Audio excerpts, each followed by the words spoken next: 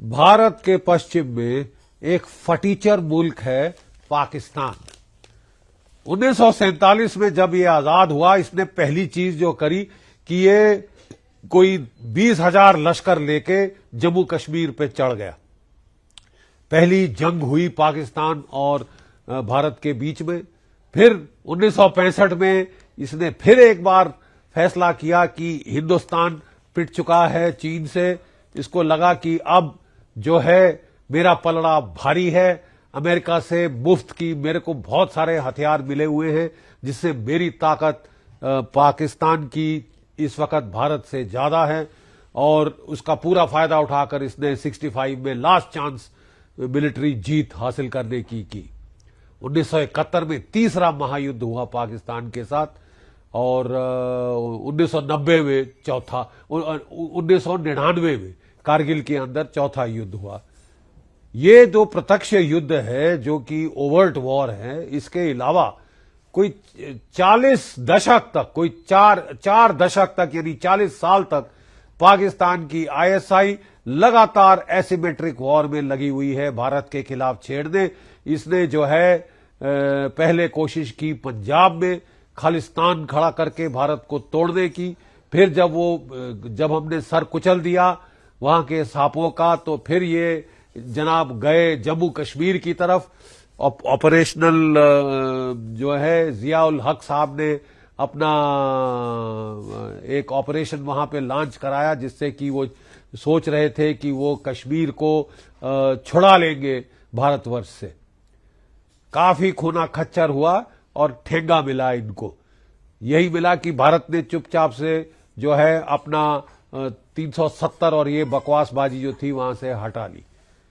देखिए साहब, ये मुल्क जो है आज के दिन इन एडवेंचर्स की वजह से फटीचर हाल में है। 2 रोज की रोटी इसके लोगों को, आवाम को नहीं मिल रही। ठीक है साहब, ये कभी भीख का टोकरा लेकर जाते हैं अमेरिका के पास, कभी चीन के पास, कभी सऊदी अरेबिया के पास, कभी यूएई के पास, कभी आईएमएफ के पास जाते हैं। लोन को चुकाने के लिए लोन ले रहे हैं, लोन को चुकाने के लिए लोन ले रहे हैं साहब। और ये देखो साहब, रस्सी जल गई, ऐंठ नहीं गई। ये हरामखोर मुल्क, ये हरामखोर मुल्क अभी भी लगा हुआ है सपने सुहाने लड़कपन के लेके, जिसको बोलते हैं कि रंगील, वो कौन सा सुनहरे सपने देखने वाला, वो चमगादड़ बैटमैन जैसे, वो कॉमिक फिगर जैसे ये लगा हुआ है कि हम तो गजवाए हिंद करेंगे साहब, हम तो भारत के टुकड़े टुकड़े करेंगे। अरे तुम अपने आप को बचा लो यार, अपने लोगों को खाना खिला लो। लेकिन यह है कि ये बाज नहीं आएगा जब तक इसके टुकड़े टुकड़े ना किए जाएं। 1971 में तो इस देश के 2 टुकड़े कर ही दिए थे, मैं था उस युद्ध में।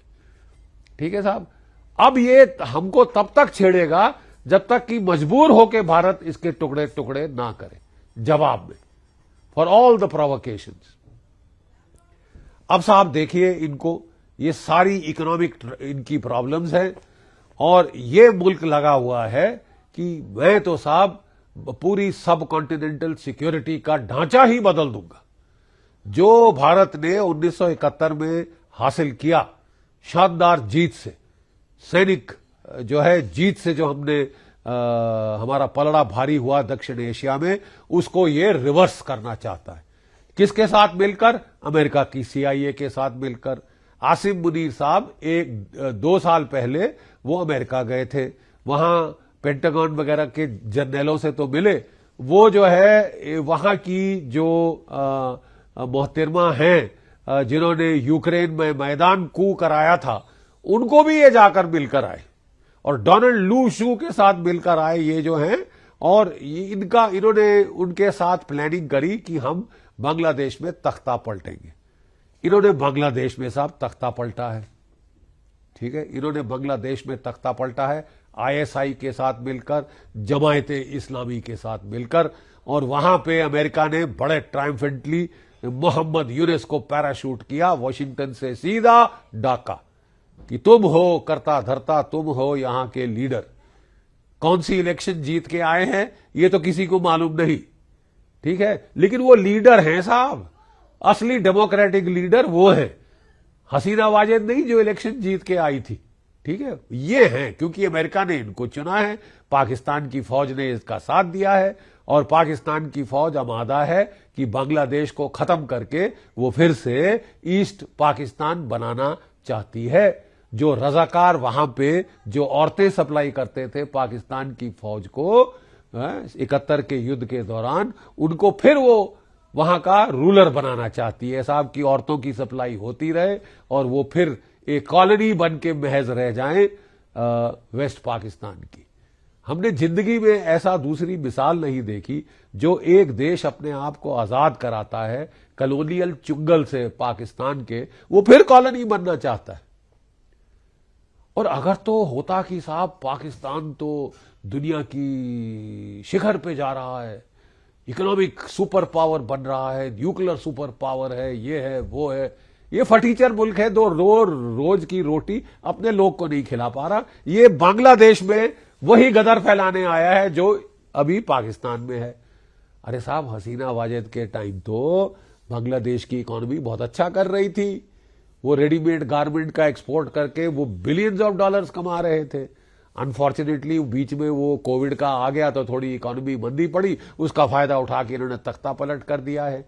हमने सोचा था ये मोहम्मद यूनिस आया है, कम से कम पढ़ा लिखा तो है, लेकिन ये तो साहब सबसे बड़ा जिहादी गधा निकला।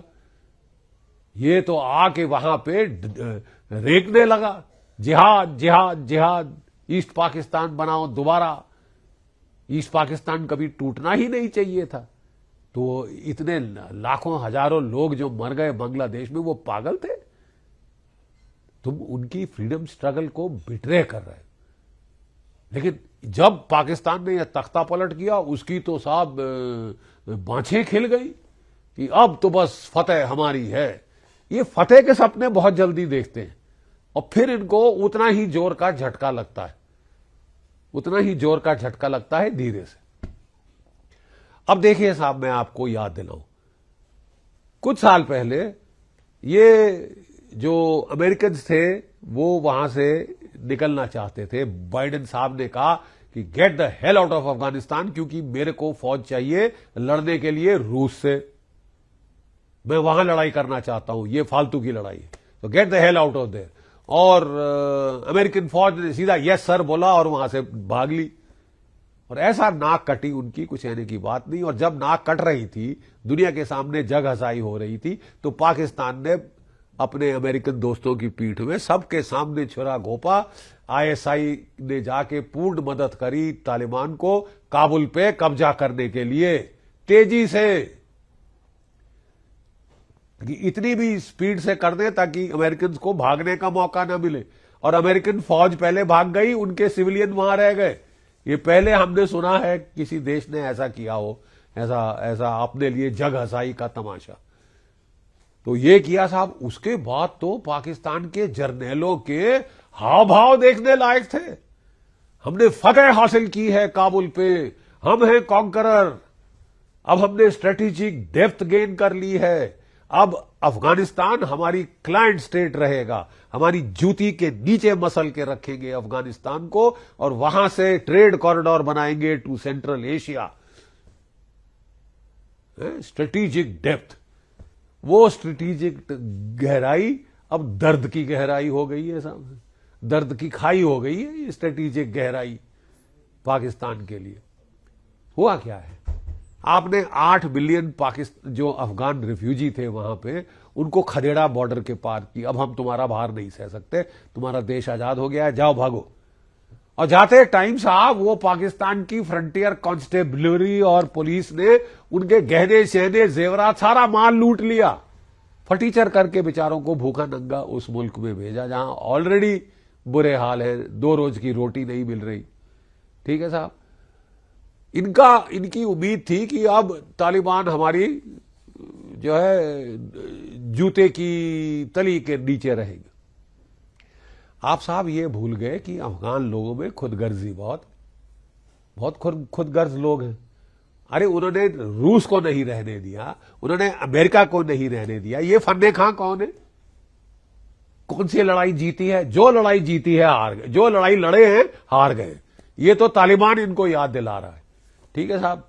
और फिर ये तहरीके तालिबान के पीछे पड़ गए। उन्होंने बांटा था good Taliban bad Taliban, Tehreek-e Taliban Pakistan bad Taliban, क्योंकि वो शायरा का लॉ चाहती है पाकिस्तान के अंदर।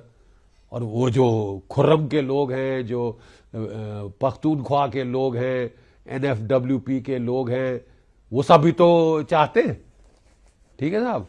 और उनके चलते वो बड़ा पॉपुलर है वो तहरीके तालिबान पाकिस्तान वहां पे। अब साहब बड़ी जो फॉल्ट लाइन पाकिस्तान के बीच आ गई है वो आई है पश्तून और पंजाबियों के बीच में। ठीक है साहब। पहली फॉल्ट लाइन थी बलूचियों के बीच में और पाकिस्तानियों पंजाबियों के बीच में। अब बलूची हैं तो बहुत बहादुर, लेकिन बलूची हैं तो बहुत बहादुर, उनकी नफरी बहुत छोटी। पश्तून आबादी बहुत बड़ी है, पाकिस्तान का बड़ा भारी हिस्सा है वो। इनकी सिंधियों से लड़ाई, इनकी पश्तूनों से लड़ाई, इनकी बलूचियों से लड़ाई, इनकी गिलगिट बाल्टिस्तान के शिया लोगों से लड़ाई। शिया सुन्नीस की तो लड़ाई है ही है। POK के लोग भी अब कह रहे हैं साहब हमें जाने दो, हम इंडिया में जाके खुशहाल होंगे, फटीचर तो नहीं होंगे तुम्हारे जैसे। ठीक है। ये है ये मुल्क। कोई और मुल्क होता अकलमंद तो बोलता यार मैं अपना घर संभाल लूं, मैं अपने घर की आग बुझाऊं। नहीं साहब, मैं तो आग लगाऊंगा बांग्लादेश में, मैं भारत को तोड़ूंगा, मैं कुकी लैंड बनाने में अमेरिका की मदद करूंगा, मेरे आका है, मेरे गोरे बाप माई बाप जो है उनकी मदद करूंगा। ये अंग्रेजों के जमाने से करे आ रहा है। ठीक है साहब। मैं मदद करूंगा कुकी लैंड बनाने में, खालिस्तान बनाने में, आजाद कश्मीर बनाने में, सपने सुहाने लड़कपन के। अरे क्या है साहब, तुम्हारा देश की तरफ हाल देखा है? अपने गरिमान में झांक कर देखा है? लेकिन नहीं साहब, मैं ये सब करूंगा। और अब इसने जब देखा कि ये तो तालिबान का पासा ही पलट रहा है, you forget the bloody corridor जो थी, ये जो चाहते थे, जो हेरोइन ट्रेड था अफगानिस्तान के जरिए तालिबान ने बंद कर दिया कि ये हेरोइन ट्रेड के जरिए ISI सारी गफलत कर रही है, उससे पैसा कमा के वो लगा रही है अपना पंजाब में, जम्मू कश्मीर में, बांग्लादेश में। उन्होंने इनका हेरोइन ट्रेड ही खत्म कर दिया कि साहब हम तो रोटी खिलाना चाहते हैं अपने लोगों को, अफीम नहीं। ठीक है। और उन्होंने वो ट्रेड बंद कर दिया। ये जो इनके सपने थे कि साहब हम जो है, हम तो साहब अफगानिस्तान के जरिए हम ट्रेड करेंगे सेंट्रल एशिया से, और अफगानिस्तान अपना नौकर स्टेट होगा क्योंकि उसका खाना पीना सब कुछ बाहर से हम ही पहुंचा सकते हैं, हम कट कर देंगे इंडिया से सारे ताल्लुकात। इंडिया ने भी ठीक चाल चली। हमने छाबहार का पोर्ट तैयार किया, हमने ज़ेनाज दिलाराम रोड तैयार करी, लिंक कर दिया। अब ईरान एक अल्टरनेटिव है जो कि अफगानिस्तान को माल वगैरह पहुंचा सकता है, मुहैया करा सकता है, खाने पीने का सामान, बाकी सामान जो है, जो भी उनको जरूरतें हैं वो पूरी कर सकता है। अब जब तालिबान आई थी तो भारत में भी बहुत थोड़ा आक्रोश था कि साहब ये तो बहुत ही उज्जड़ लोग हैं, ये लोग जो हैं ये कह रहे हैं कि हम शारिया लॉ बड़ा सख्ती का लगाएंगे, सारी औरतों को बंद कर देंगे, नीचे कोई स्कूल में नहीं जा पड़ेगी बच्ची 6वीं क्लास के ऊपर, और सारे के सारों को घर में कैद करके रखेंगे, उन पे अत्याचार करेंगे, माइनॉरिटीज पे अत्याचार करेंगे। तो लोग, कोई किसी देश ने ये जायज नहीं समझा कि तालिबान को रिकॉग्नाइज किया जाए सिवाय पाकिस्तान के और चीन के। ठीक है साहब। लेकिन लोग अब समझ गए हैं कि Pakistan is perhaps the best of the worst options इन अफगानिस्तान। और क्या है चारा? और कोई चारा ही नहीं है साहब वहां पे अफगानिस्तान में। तो लोग कह रहे हैं कि आप डी जुरे रिकग्निशन ना दें अफगानिस्तान को, बट आप डी फैक्टो रिकग्निशन तो कर दें, क्योंकि अब वही असली सरकार है। वो नॉर्दर्न अलायंस भी नहीं लड़ सकी, नहीं हावी हो सकी, हार गई, पिट गई। वो भी पाकिस्तान को नहीं चाहती कि उसको सपोर्ट देगी। तहरीके तालिबान अब लड़ रहा है उज़्बेकियों से, उइगुर से, ताजिक जो है वहां पे रेज कर रहे हैं बहुत सारी देशों की इंटेलिजेंस एजेंसीज, जो कि वो रूस के खिलाफ इस्तेमाल कर रहे हैं। ठीक है। तो उनसे वो लड़ रहा है। और वो आईएसआईएस से लड़ रहा है, अलकायदा से लड़ रहा है, ठीक है, और पाकिस्तान सपोर्ट कर रहा है आईएसआईएस और अलकायदा को। ये वाहियात मुल्क है, ये बाज नहीं आएगा अपनी अटकलों से। तो साहब इनके रिश्ते बिगड़ने शुरू हुए तरीके तालिबान पाकिस्तान ने। उन्होंने अच्छे खासे पाकिस्तान के फौजी मारने शुरू किए, क्योंकि 750-800 से ज्यादा फौजी तो पिछले साल में मार चुका है। इतने शायद वो जो है बलूचिस्तानियों ने नहीं मारे जितने की तरीके तालिबान पाकिस्तान ने मार दिए। इसने बड़ी गुहार लगाई तालिबान से कि कंट्रोल करो। उन्होंने बोला भैया खुद बात कर लो, मसाइल आपका है, आप खुद बात करो, हम नहीं बीच में आएंगे। हमारे हिसाब से तो वो अच्छे लोग हैं, उन्होंने हमारी हेल्प की थी जब रूसी यहां थे, अमेरिकन यहां थे, पीरियड। तो फिर घोड़े पे चढ़ के पाकिस्तान की फौज ने कहा कि हम दिखाते हैं कि यहां माई बाप कौन है दक्षिण एशिया में, न भारत न चीन, पाकिस्तान है जो सारे देशों को लात लगा के रखेगा, शामिल भारतवर्ष। जरा हेकड़ी देखिए साहब, शामिल भारतवर्ष लात लगाएंगे ये 2 टके के फटीचर लोग हैं। और ये बड़े राशन पानी लेके साहब इन्होंने 1 दिसंबर में हमला किया F-16 से, और एक इसके पहले ये इन्होंने मार्च में हमला किया वो गांव में तहरीके तालिबान पाकिस्तान के, जहां पे उनके कबीले रहते थे। तहरीके तालिबान पाकिस्तान को मारना तो दरकरार, कोई 50-54 से ज्यादा औरतें बच्चे मार डाले। और साहब नेचुरली गुस्से की लहर फैल गई पूरे तालिबान में। उन्होंने कहा तुम क्या समझते हो कि हम कमजोर हैं, हमारी एयरफोर्स नहीं है, हम भी तुमको बताएंगे कि क्या है। आज जाते जाते अमेरिकन भी वहां बहुत सारी भेंट देके गए हैं हथियारों की, काफी बिलियंस ऑफ डॉलर्स के हथियार वहां पे वो छोड़ गए, और वो ले गए अफगानिस्तान। तालिबान अफगानिस्तान, पश्तून अफगानिस्तान चढ़ गया पाकिस्तान के पोस्टों पे और मार डाले इनके भी सिपाही शिपुई। अब पाकिस्तान ऑप्शन चॉइस पे है साहब कि अगला क्या करे। तो बीच में आया कि वो धमकी दे रहे हैं कि हम तो वखान पैन हैंडल पकड़ लेंगे साहब। तो अफगानिस्तान ने भी कहा कि तुम देख करके तो देखो, इसी ठीक है, हमारे पास सीधा युद्ध लड़ने की वो ताकत नहीं, एयरफोर्स नहीं, हमारे पास कोई आर्मर्ड कोर नहीं, कुछ इतना नहीं, और लेकिन फिर भी हम तुम्हारी नाक में दम तो कर सकते हैं। ड्यूरेंट लाइन को हम कभी नहीं मानेंगे। कोई सेल्फ रिस्पेक्टिंग रिजीम अफगानिस्तान में ड्यूरेंट लाइन को नहीं मानेगा, मान्यता देगा। और अब पाकिस्तान के लिए जो बड़े दादे बन रहे थे, छाती ठोक रहे थे, पटों पे ऐसे ऐसे कर रहे थे कि मैं जो हमसे टकराएगा चूर चूर हो जाएगा। अबे तुम चूरमा तो तुम्हारा बन रहा है, सुरमा तुम्हारी हड्डियों का बन रहा है, और अभी और बनेगा। पश्तून तुम्हारे बरखिलाफ, बलूची तुम्हारे बरखिलाफ, सिंधी तुम्हारे बरखिलाफ, और आपके पीओके के गिलगिट बाल्टिस्तान के लोग बरखिलाफ, शिया तुम्हारे बरखिलाफ। तुम अपने घर में गरिमान में झांको, तुम ज्यादा देर नहीं रहोगे मेरे आका। और जिस हाव भाव रंग भूषा आप दिखा रहे हो दुनिया को, उसे तो दुनिया चिढ़ कर एक्सपीडाइट करेगी तुम्हारी तबाही। तुम बड़े 1.5 पाव 2 पाव के न्यूक्लियर बॉम्ब दिखा रहे हो, तुमको खाने पड़ेंगे चबा के, ठीक है साहब। और दुनिया टूट के पड़ेगी तुम्हारे ऊपर। अभी तक ये बड़े खुश हो रहे थे कि जो बाइडेन फिर से हमें बड़ी मोहब्बत दिखा रहे हैं, वो हमें यहां का जंगे लाट बनाना चाहते हैं, दक्षिण एशिया का, जो भारत को लात लगा के रखेगा, बांग्लादेश में तख्ता पलट करेगा, खालिस्तान बनाएगा, पीओके बनाएगा, कुक्की लैंड बनाएगा, कुक्की लैंड, ये मुंह और मसूर की दाल, ठीक है साहब।